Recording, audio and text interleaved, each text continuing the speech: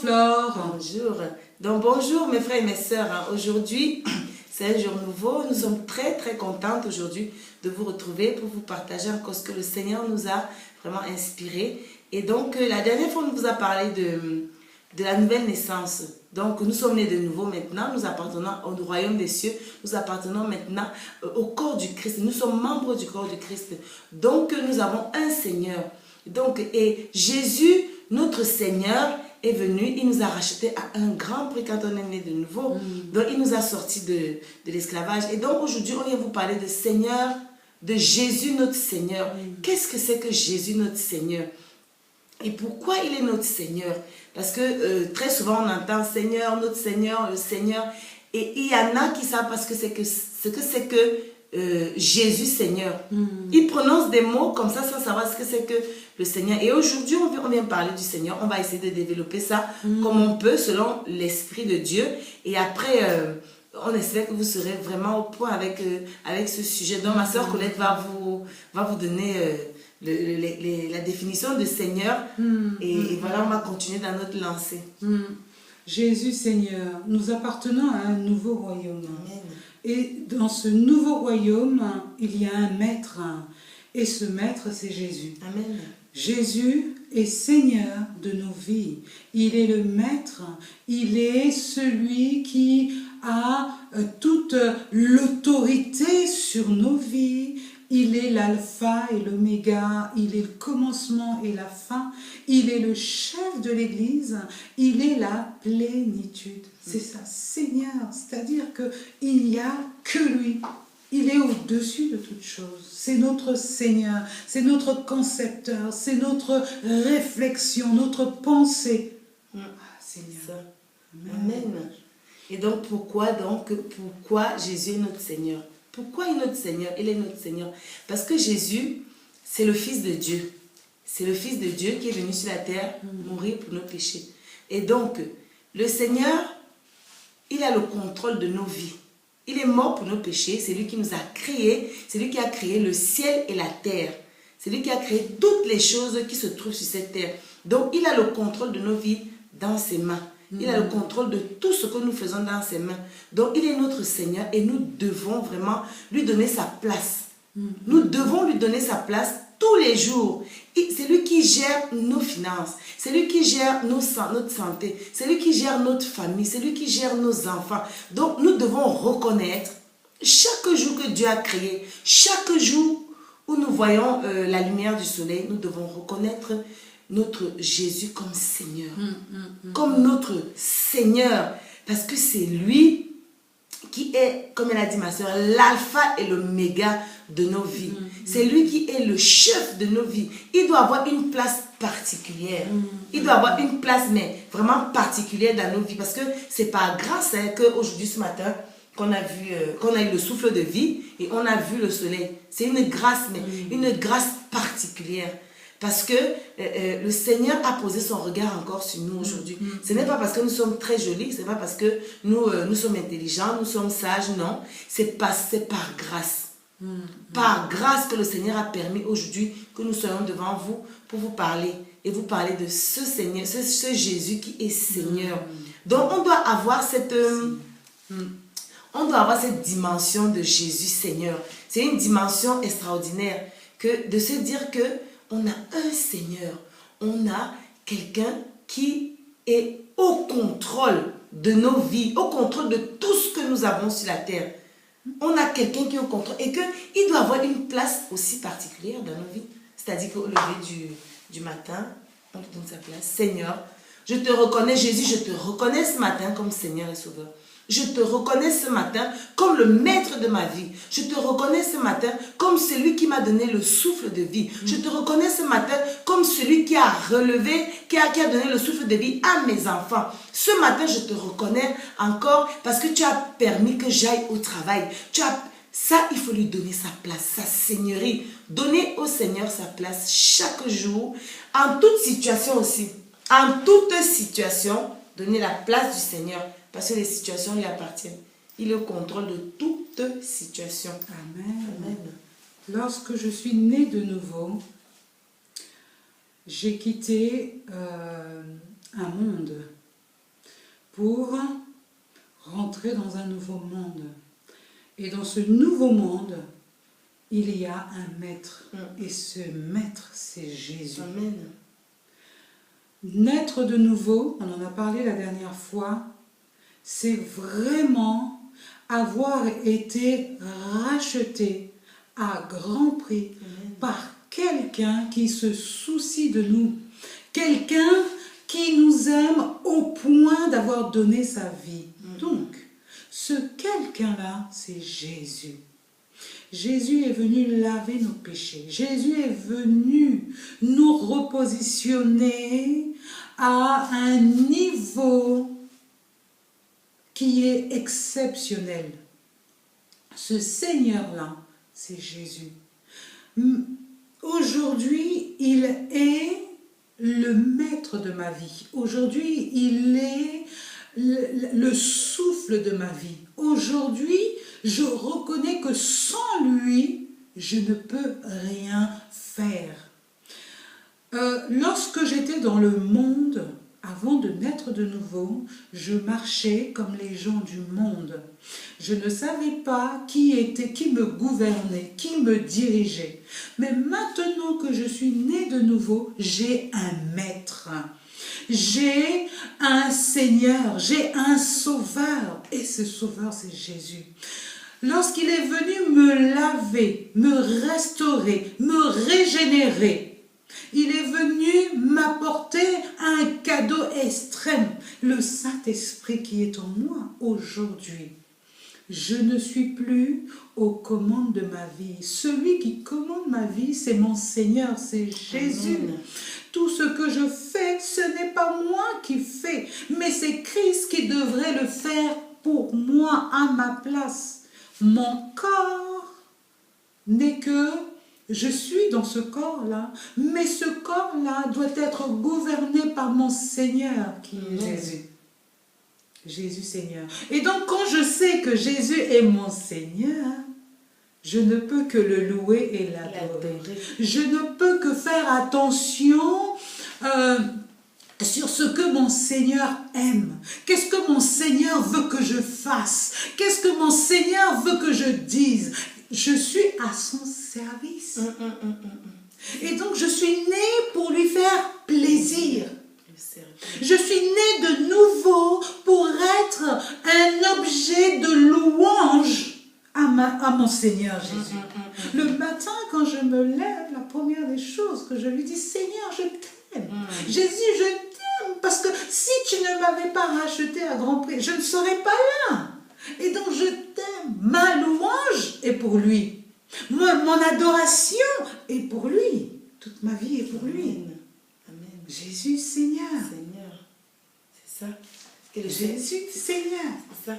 Parce que le Seigneur, comme on dit, qui nous a rachetés à un grand prix, ça veut dire que nous étions esclaves. Amen. Nous étions avant esclaves de Satan. Donc, nous étions guidés et dirigés par la chair. Parce que dans Galates 5, à la fin là, des versets, je crois verset 17, qui parle des œuvres de la chair. Donc quand on est dirigé par la chair, les œuvres sont les œuvres du diable, parce qu'elles sont manifestes. On n'est plus dirigé par l'Esprit de Dieu. Non, mais quand on est dirigé, là on était dirigé par le diable, et le Seigneur nous a rachetés. On était esclaves du diable.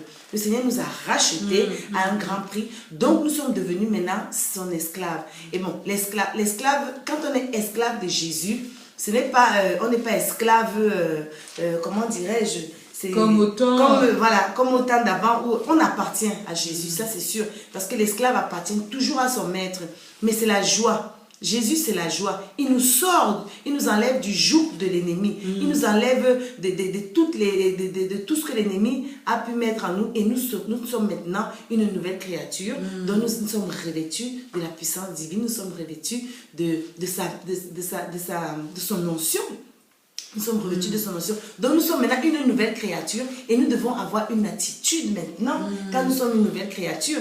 Donc quand on veut adorer l'Éternel, quand on veut reconnaître Jésus comme notre Seigneur, on doit avoir une attitude parce que si on est né de nouveau, on est saint, on est propre et maintenant on doit avoir une attitude pour adorer notre papa. On doit être revêtu franchement d'une puissance divine. On doit être accompagné par le Saint-Esprit pour se mettre dans une adoration parfaite, une adoration qui plaît à notre Dieu. Et vous savez bien que le Saint-Esprit qui vit au-dedans de nous, il est le seul qui sonde le cœur du Père. La Bible dit que le Saint-Esprit sonde le cœur du Père et nous révèle les choses cachées. Donc, si nous voulons adorer notre Papa, nous devons invoquer le Saint-Esprit, nous mettre dans la position idéale, et sachant qu'il est notre Seigneur et on l'adore vraiment en esprit et en vérité. J'aimerais dire, quand au temps de l'esclavage, les esclaves appartenaient à un maître. Le maître, il était comme il était. Il pouvait être un bon maître comme un méchant maître. Et aujourd'hui, lorsqu'on parle d'être esclave de Jésus, c'est-à-dire le reconnaître comme son maître, mais dans la grande différence, c'est que le Jésus que nous avons, le maître que nous avons, il est bon, il est miséricordieux, il est tout-puissant, il est humble, il est doux, il est vraiment tout ce dont l'homme a besoin pour vivre pleinement une vie vraiment agréable. Oui. C'est le maître rêvé. Avec Jésus, il n'y a pas de compromis. Avec Jésus, il ne dit pas oui et il ne dit pas non après. Avec Jésus, il n'y a pas de coup bas. Avec Jésus, c'est clair, c'est net, c'est limpide. Parce que en Jésus, il n'y a pas de détournement. Il n'y a pas toutes ces choses que l'ennemi sait bien faire. Il sait nous attirer. Il sait nous aguicher avec des choses qui tapent à l'œil.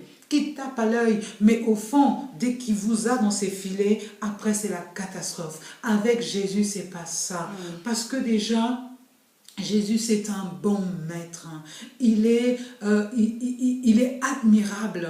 Il nous fait du bien. Déjà, le fait d'avoir donné sa vie pour nous, ça montre combien il nous aime. Et donc, quand on prend conscience que j'ai un maître aussi super, c'est vrai que dans ma vie de tous les jours, je ne peux plus marcher pareil, je ne peux plus raisonner pareil, je ne peux plus... humainement, c'est vrai que c'est difficile parce que la chair est ce qu'elle est. Nous sommes attirés parce que nous ne voulons pas. Dans la parole, c'est ce qu'il disait. C'est Paul qui disait, je fais le mal que je ne veux pas et je veux le bien que je veux faire, je ne le fais pas. C'est qu'il y a deux lois à l'intérieur de moi. J'ai deux lois. Et oui, il y a la loi du malin et la loi de Dieu qui bataillent à l'intérieur de nous. Et donc, à chaque jour, nous devons savoir de qui sommes-nous esclaves au final? Parce que si déjà là, je ne prends pas la décision d'être esclave du vrai maître et que je marche dans ce monde comme un mouton ou comme quelqu'un qui ne sait pas où il va, c'est compliqué.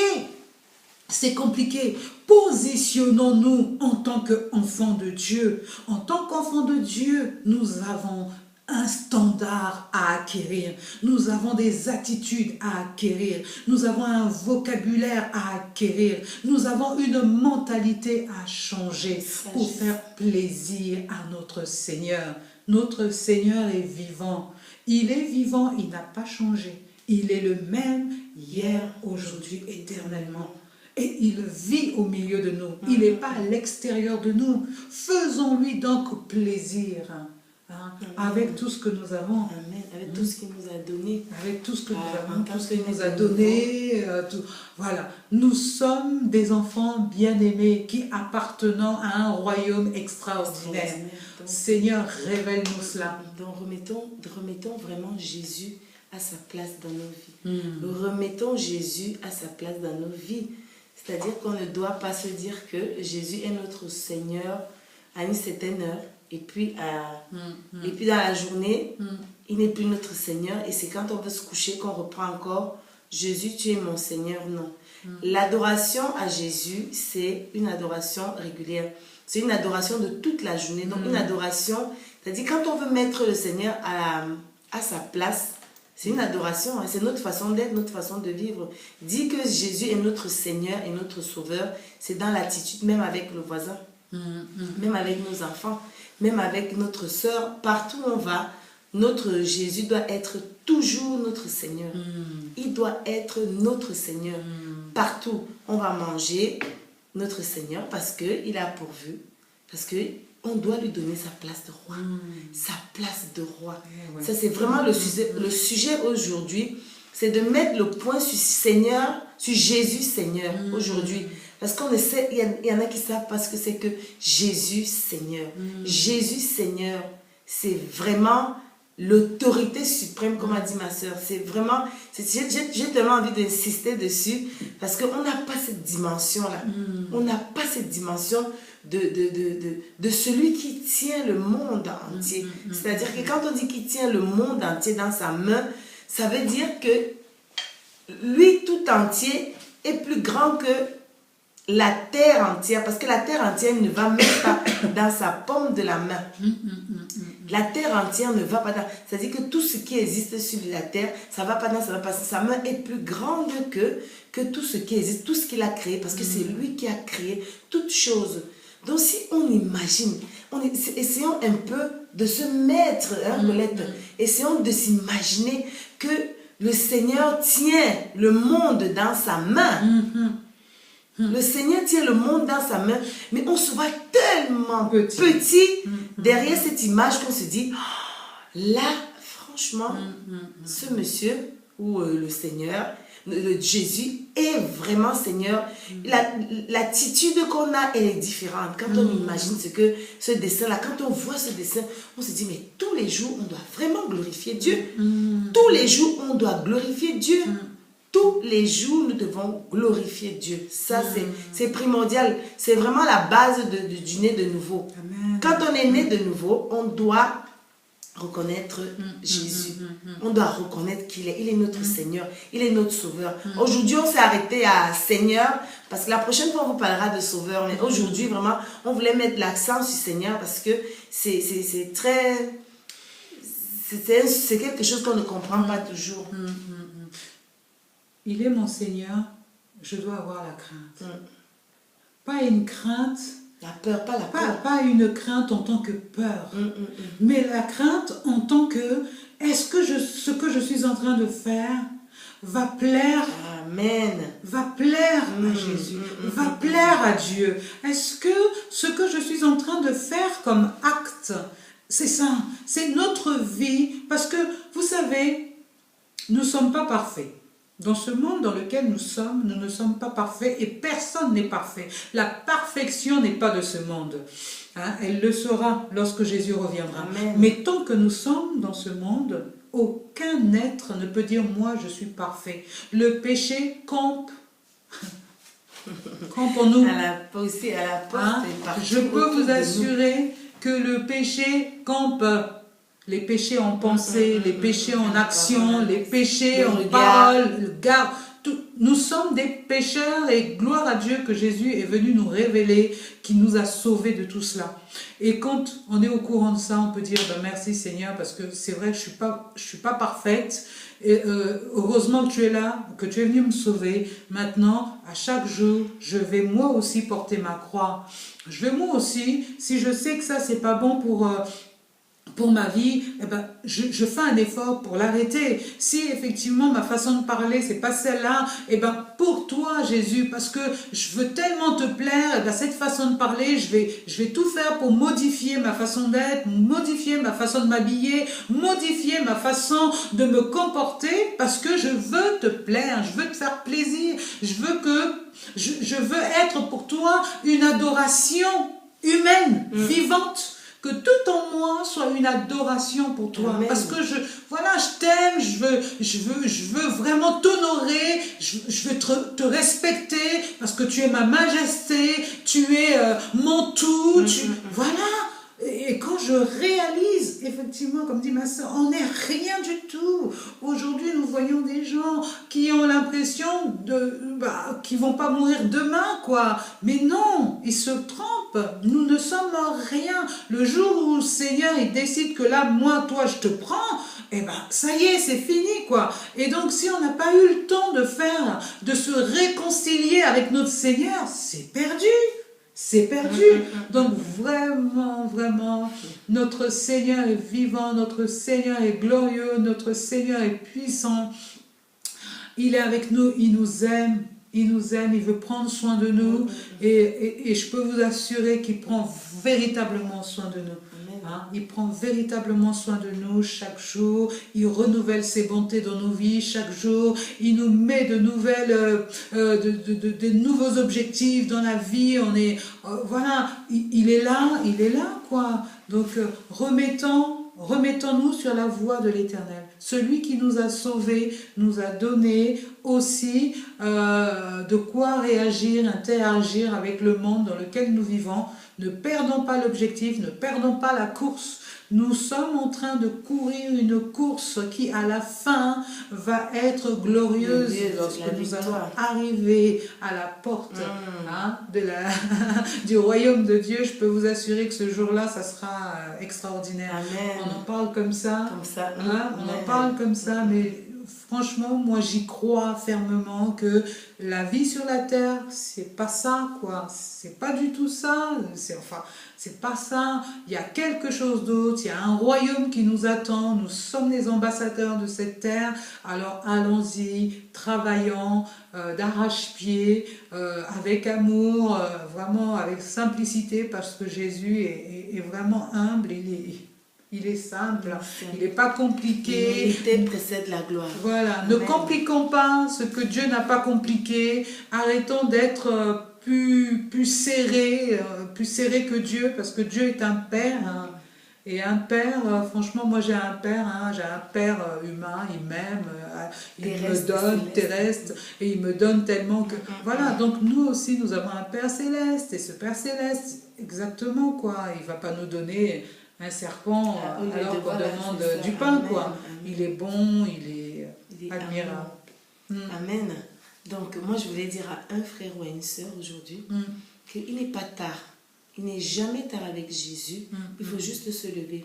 Aujourd'hui, si tu ne savais pas qui était ton Seigneur avant, si tu ne savais pas que Jésus était Seigneur et qu'il était peut-être seulement Sauveur, sache qu'il est aussi Seigneur.